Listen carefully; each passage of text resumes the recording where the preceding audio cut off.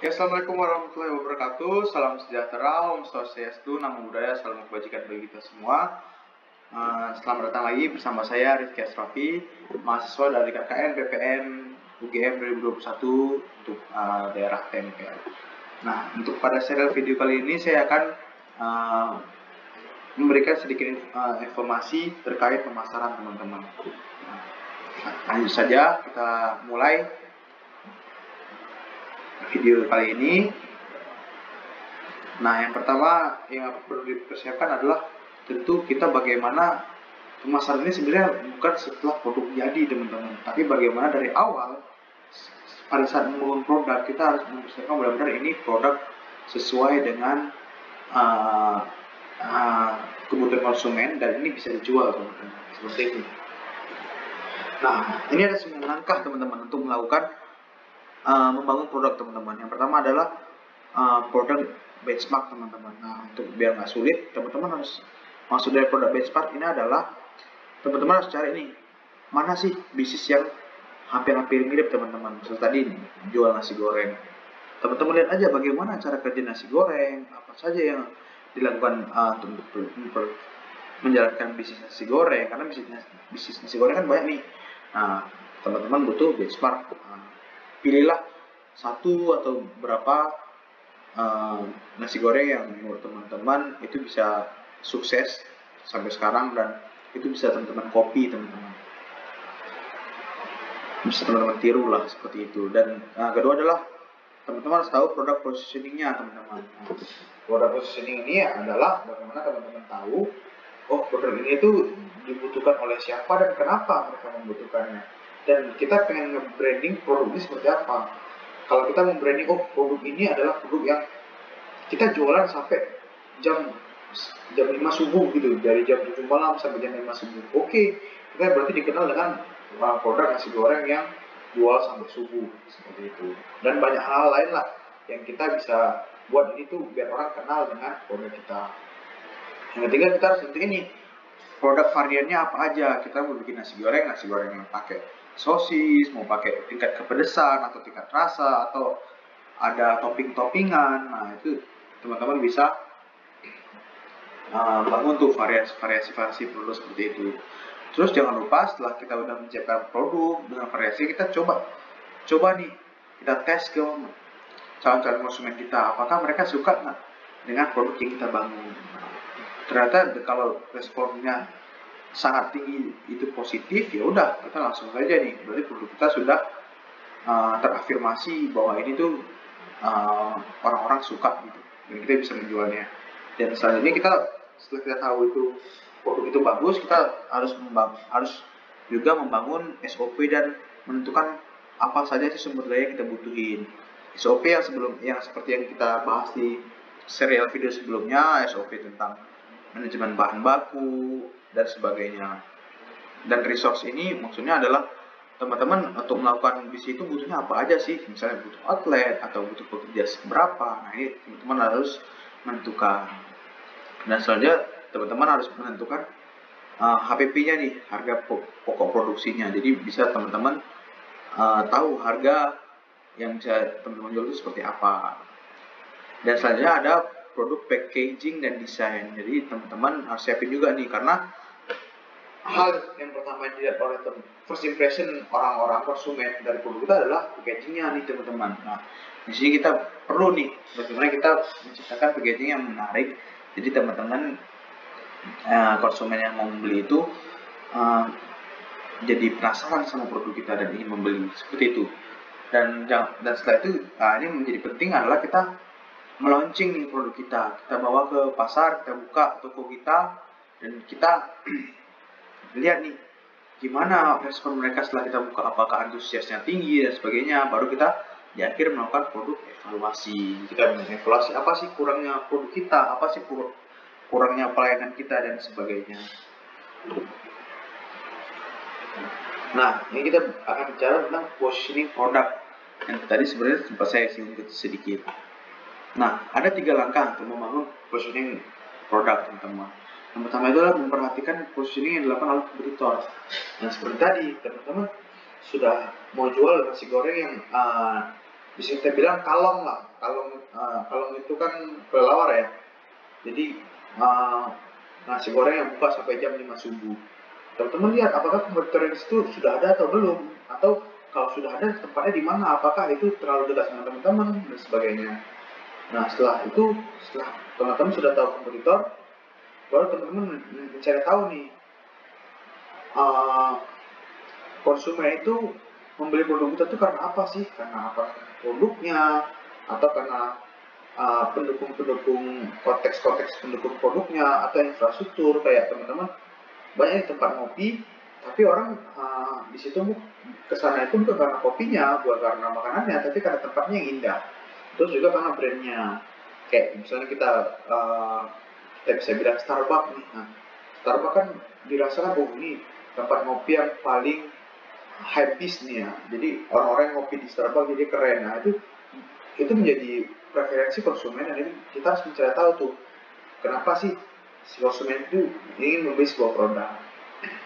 Yang ketiga baru kita menentukan nih positioning produk kita, mempertimbangkan perbedaan dengan kompetitor tadi. Jadi perbedaannya itu seperti tadi tuh, nasi goreng kalau bisa aja benar-benar nggak ada nasi goreng yang jualan malam-malam, ataupun ada yang jual malam-malam tapi kalian jual di daerah yang lain gitu, seperti itu teman-teman. Nah itu menjadi diferensiasi untuk produk teman-teman. Selanjutnya ada brand identity, yaitu identitas dari merek teman-teman, seperti itu. Karena ini menjadi penting ya, agar mereka itu bisa dikenal baik dan cocoklah dengan konsumen kita. Nah, untuk membangun brand identity ini ada 5 hal yang perlu kita perhatikan, yaitu pertama adalah tentukan target marketnya teman-teman. Target market teman-teman itu siapa sih? Kalau target marketnya anak-anak, berarti kalian harus terlihat brand itu friendly teman-teman. Harus terlihat ramah, harus terlihat kekanak-kanakan, karena hal itu yang menciptakan anak-anak suka nih untuk beli produk ini, seperti itu. Terus juga tentukan nih nilai dan karakter. Jadi karakter ini bisa dari warna dan icon. Kayak misalnya teman-teman mau jual untuk anak-anak ya, beri warna-warna yang cerah, yang ceria, seperti itu teman-teman. Yang itu nanti dibawa dan terkandung disesuaikan dengan target marketnya. Jadi mungkin konsepnya mau fast food, mau friendly, mau family, mau metropolitan. Nah itu disesuaikan nanti warna dan iconnya. Terus yang ketiga adalah penting menentukan nama brand dan membuat logo. Nah ini menjadi penting karena orang mengenal produk kita ya nama brandnya ataupun logo kita nih teman-teman. Jadi kita bisa lihat nih, oh ini KFC, kakek-kakek kacamata megang ini nih, mangkok, kayak mangkok seperti itu. Oh ini ternyata KFC teman-teman. Oh ini logo Nike yang cuman tanda centang seperti itu aja.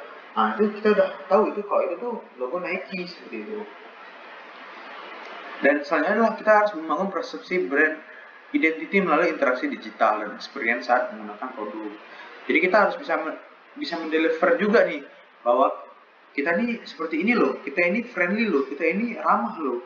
Nah untuk hal-hal yang seperti ini kita harus memberikan experience nih kepada teman-teman, secara mau itu menyampaikan lewat sosial media ataupun experience pada saat mereka membeli produk seperti itu. Dan hal yang terpenting dari semua ini adalah kita perlu menjaga konsistensi brand identity kita. Jadi jangan sampai tahun ini kita pengennya ini brand identity kita ramah terhadap anak, tapi besoknya kita tiba-tiba menjadi hal-hal yang anarkis. Itu jangan sampai seperti itu ya teman-teman. Nah selanjutnya sumber pendapatan dan biaya teman-teman. Nah kalau dari berbagai sumber pendapatan, teman-teman harus juga memikirkan nih apa aja sih sumber pendapatan teman-teman. Jadi teman-teman bisa mendorong pemasaran di mana yang harus kita dorong untuk bisa mencapai sumber pendapatan yang maksimal. Nah di sini ada yang pertama adalah penjualan produknya, yaitu ada kita bisa klasifikasikan lagi nih, ada penjualan produk langsung, ada penjualan melalui food delivery, ada juga online shop gitu teman-teman. Nah ini 3 hal yang beda-beda semua nih teman-teman. Jadi kita bisa memaksimalkan setiap bagiannya untuk mendapatkan pendapatan yang optimal. Terus juga teman-teman bisa juga melakukan franchise. Terus dari franchise itu bisa teman-teman dapat biaya franchise. Dan juga mungkin teman-teman juga dari franchise itu bisa dapat dari bahan bakunya seperti itu. Dan juga properti nih teman-teman, mungkin teman-teman membeli gedung yang di tempat antik nih teman-teman. Nah di situ kota-kota tua mungkin nanti 10 tahun lagi ya itu menjadi barang yang menjadi mahal dan itu ada investasi tiap tahunnya teman-teman. Nah itu juga sebagai pendapatan. Terus juga kalau teman-teman ada reseller, terus ada sistem dropshipper, itu menjadi sumber pendapatan juga. Dan terakhir adalah kerjasama bisnis teman-teman. Nah, kerjasama bisnis ini bisa teman-teman kayak menyediakan makanan, tender makanan untuk 1 tahun teman-teman. Nah itu bisa tuh teman-teman fokus ke hal yang seperti itu.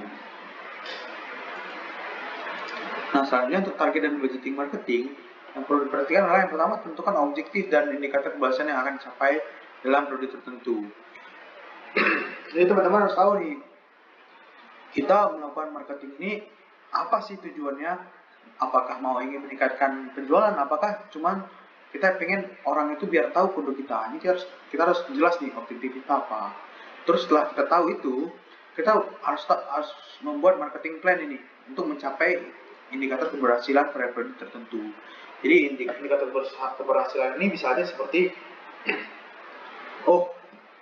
kita bisa mendatangkan orang ke platform media sosial kita tuh ada 1000 orang, walaupun yang melakukan transaksi mungkin 10 orang.